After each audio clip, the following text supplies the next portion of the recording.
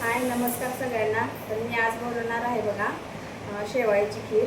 देवाला नैवेद्य पण होईल आणि उपास सोडण्यासाठी काहीतरी गोड होईल म्हणून मी आज शेवाळ्याची खीर बनवणार आहे बघा. तर मी कशी बनवते तुम्हाला दाखवते. तर चला बघू. मी इथे बघा 1 लिटर दूध घेतलंय बघा, गरम करण्यासाठी ठेवून दिले. बघू शकता तुम्ही. आता ह्याला चांगलं बघा उकळून घ्यायचं आहे आपल्याला.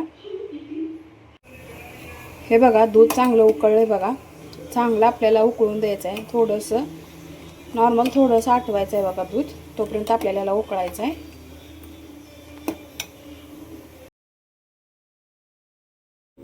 दूध चांगलं बघा उकळलं आहे. आता याच्यामध्ये आपण टाकणार आहे बघा, मी 1 वाटी साखर घेतली. 1 लिटरला 1 वाटी साखर घेतली आहे मी.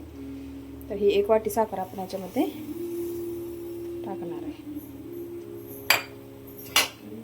साखर टाकल्यानंतर याला चांगलं हलवून घ्यायचं आहे बघा, नाहीतर खाली चिटकतं बघा.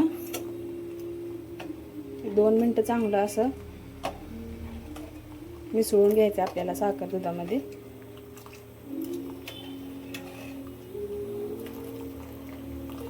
हे बघा चांगली मिसळून झाली आपली साखर. आता आपण ह्याच्यामध्ये टाकणार आहे बघा शेवाळ्या. इथं मी घेतलेत बघा शेवाळ्या. हे घरी केलेल्या शेवाळ्या आहेत बघा.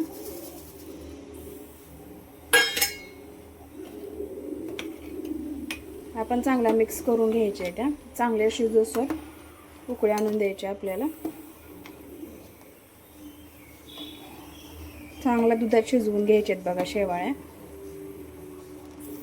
मी जास्त टाकल्या नाहीत कारण मला जास्त नाही आवडत शेवाळ्या. इथे बघा मी काजू बदाम असं बारीक करून घेतले. आज वेळ नव्हता म्हणून, नाहीतर मी हातानंच कट करते बघा. त्यामुळे थोडंसं जास्त बारीक झाले. आता आपण हे तुपात थोडंसं भाजून घे बघा. मी तर 2 चम्मच होईल एवढं तूप घेतले बघा मी.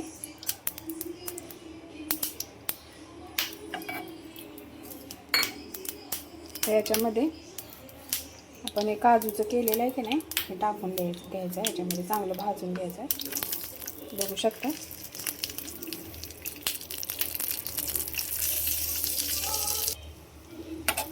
हे बघा चांगलं तुपात भाजून घ्यायचं आहे बघा. जास्त पण नाही भाजायचं, नाहीतर जळून जाईल.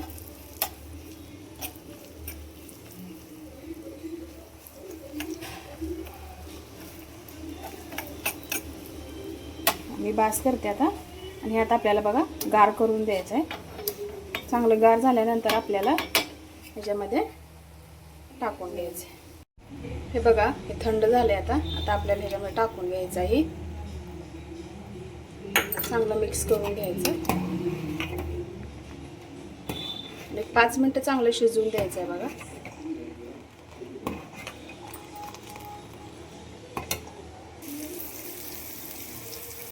हे बघा तयार आहे आपली खीर. बघू शकता तुम्ही कशी झाले.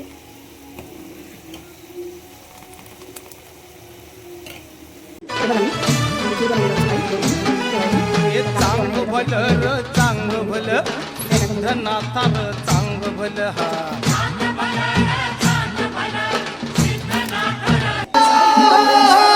गुलाबी गुलाबाने डोंगर मधला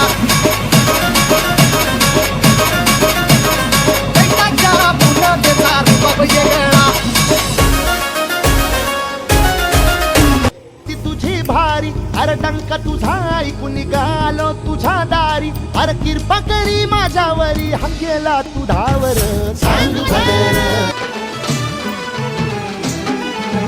चांग भलं चांग भलं सिद्धनाथाला चांग भलं